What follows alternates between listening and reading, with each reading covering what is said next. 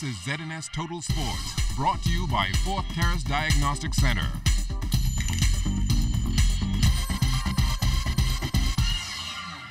Welcome to sports, everybody. The Temple Christian Sons junior boys looking to complete a perfect regular season yesterday at home against the St. John's College Giants. Both teams got off to a slow start in this one, but midway through the first quarter, the action started to pick up on both sides.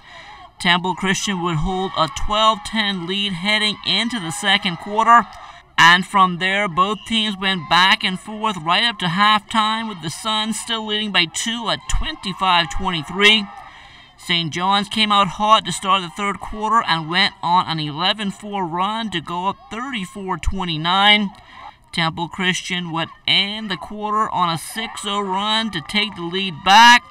In the fourth quarter, neither team could pull away, but down the stretch, it would be Temple Christian doing just enough, winning 44-42 to keep their undefeated record intact. It was a hard-fought game. They came into this game, I kind of know.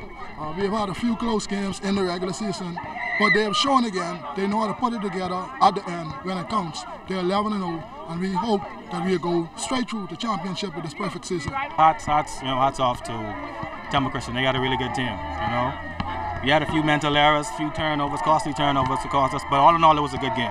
The first round of the private school playoffs got underway earlier today, and coincidentally, Temple Christian and St. John's junior boys playing each other once again. This time, though, it's in a gym at Kendall Isaacs. It's a relief. I have some good shooters on the team. I think they'll shoot the lights out in the gym, so we'll even have a better game, hopefully. In the gym, we probably get a better feel. There's no wind, there's no breeze, so some of them shots might fall. You might take a few more. Now, with yesterday's game going right down to the wire, expect nothing less in the playoffs. They're making adjustments. We're also making adjustments. Another dogfight, but we hope to get the same result coming out with the W. Just some minor things we need to tweak, We need to take better care of the ball. We had a lot of turnovers. Right? Communication on defense. Those are the main things we need to try to tighten up. Simeon Hinsey was in town recently watching some of our local high school basketball talent. Hinsey is a Bahamian who has been an assistant women's basketball coach at the University of Arkansas for the past 4 years, and now he wants to give back here at home. One of my dreams, one of my visions is to try and develop a sport academy, just all-inclusive. I don't know if you've ever heard of IMG Academy, but that's one of the things that I want to do here for our country of the Bahamas. I left here when I was 15 years old. And I left here because I didn't have the facilities. I didn't have all the things and the luxuries that the kids in the United States have.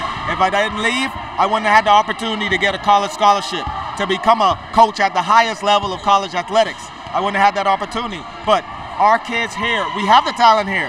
We know we got the guys like a Buddy. You got DeAndre Ayton, who's the #1 player in the United States.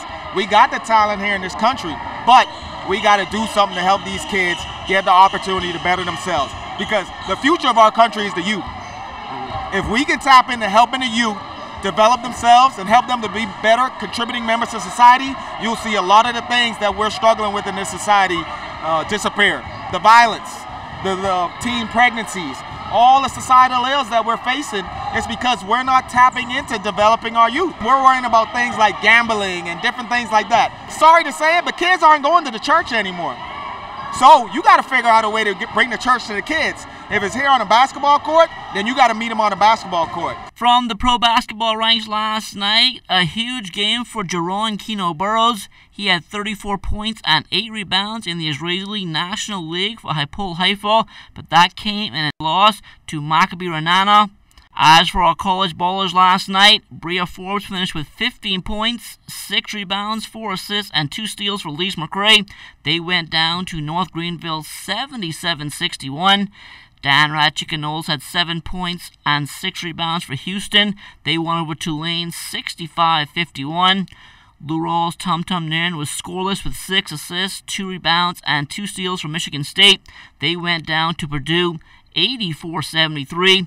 Meantime, Dwight Colby played just 1 minute for the top-ranked Kansas Jayhawks. They were upset by West Virginia 85-69. Shaquille Clare and the Texas Longhorns had last night off. They'll be back on the floor again on Saturday. Now, Shaka continues to improve with every game he plays, and this is senior season, and yoga has played a big part. It's really helping me to move a lot better. It's opening up my hips a lot. I can't get all the poses in there. I be trying to do some of the stuff that people be doing in front of me, standing on their heads and stuff, but I just stick to my limits, you know. Shaq kills it. Like, Shaq goes in there, he kills it. He's like on point with everything. Like, I'm still trying to keep up with what the instructors say. With Shaq being the elder statesman on the Longhorns team, his younger teammates look up to him, even though he's not that vocal. Shaq does not talk a lot. You know, he's one of those guys that carries a big stick, but doesn't always open his mouth. But every time that he does, it's very, very valuable for our team. I remember going into the Alabama game in December. We had lost a tough game before that. I actually lost a few games, and he spoke up in the team meeting, and he talked about what his approach was going to be and how he was going to impact the guys around him. And I think it really affected everyone with what he said, but then more importantly, what he did the next 2 days in practice really set a tone for that next game. The 2017 LPGA PSL Classic will get underway tomorrow at the Ocean Club Golf Course on Paradise Island, and once again, the Golf Channel will provide live coverage. We are live every day, Thursday through Sunday, 3 hours of television broadcast for Thursday, 3 hours on Friday, and then on the weekend we're live from 3 to 5 local, also Eastern time, each day, Saturday and Sunday.